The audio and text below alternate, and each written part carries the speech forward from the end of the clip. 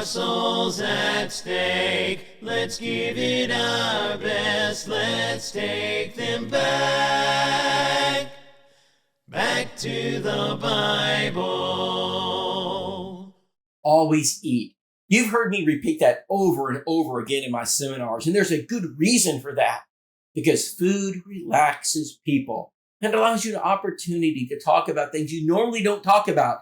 When you open the pages of the New Testament, you see that Jesus ate with people consistently throughout his ministry, even with his enemies, and the Bible records it. Why would God take up precious space recording a meal? It's because when you sit down with people and eat with them, you have an opportunity to talk about things eternal. You don't do that when you're shopping at retail stores, when you're busy at a ball game. Your focus is somewhere else. But when you sit down for a meal, it's amazing how quickly information becomes very fluid.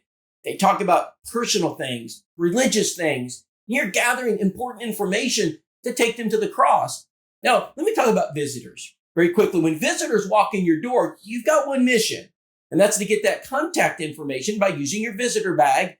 And there should be trained families in your congregation who are trained on what to say, where to sit, how to gather that information. Let's go to point number 2. See, after the contact is made, your job's not finished. You got to move them to the prospect stage. The prospect stage is that you got to express love. You got to show kindness. They have to be interested in what you believe based upon how you treat them. It's an easy thing to do. Turn around after service and say, hey, my family and I have this little custom. We like to take visitors out to eat. Could we take you out to eat at one of the local restaurants so we could get to know you? You'd be surprised how often they'll say, yes, we would love to get to know you. Or, yes, we'd love to go out to eat. Who's going to turn down a $50 meal? There's where the problem is. See, when I take my family out, it's $50 or $60. You add 2, 3, 4 more, it's $100. Now, my Dave Ramsey envelope, it may not have enough money for me to take a family out to eat every week. So therefore, here's the suggestion. They're called gift cards. You should have gift cards somewhere in your congregation. Your elders, your leadership, they need to place gift cards in your evangelism room, in the church office, and you need to notify those members who are responsible for visitors. Hey, if you're running short on funds, if you can't take a family out to eat, if you're choosing whether or not to take a family out to eat based upon not having the funds, we're going to eliminate that obstacle. Go to the evangelism room, come to us, and get the gift card. Get gift cards to your local restaurants. Now, I know most people, they can afford maybe to do it once, but when you do it 2, 3, 4 times, perhaps it becomes, again, unattainable. We don't want that to be an obstacle.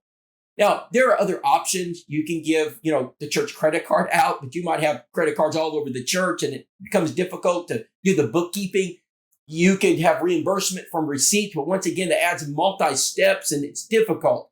So this is a very simple solution.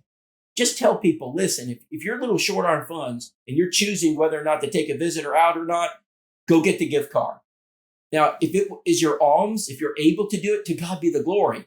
But if not, let's not let an opportunity slip by. Let's not allow a visitor to leave our assembly without a meal invitation. Now, in the first century, everybody would go to somebody's house. You would not ever allow a visitor to come into your assembly without showing that hospitality. Now, that's not our custom today. If you invite someone to your house the first time you meet them, you're probably not going to get a yes answer. It's just uncomfortable. They don't know who you are.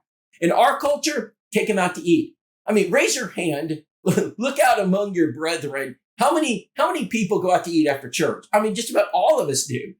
We're just asking those who are trained on what to do when visitors walk in the door, take them out to eat, extend that invitation. Gift cards. Use them, get them, make sure your people know about them so that visitors are always prospected.